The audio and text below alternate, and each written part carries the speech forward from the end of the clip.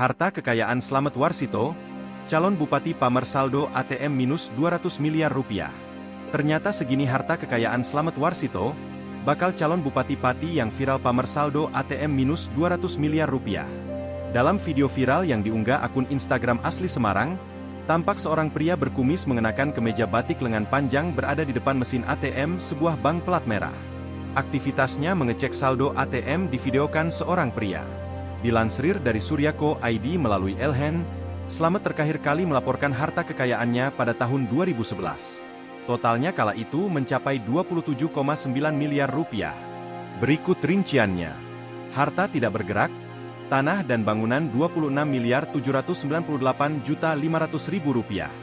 Harta bergerak, alat transportasi dan mesin lainnya, 1 miliar 140 juta rupiah. Harta bergerak lainnya, 35.600,00 rupiah. Total harta kekayaan Slamet Warsito, 27 miliar 974 juta 100 ribu rupiah.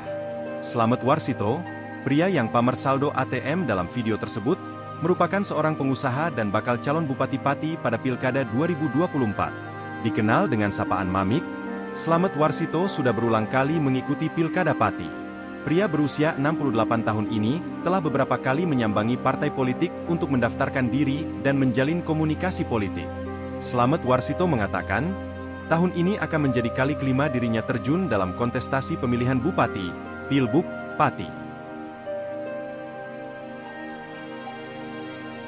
Download Tribun X sekarang, menghadirkan lokal menjadi Indonesia.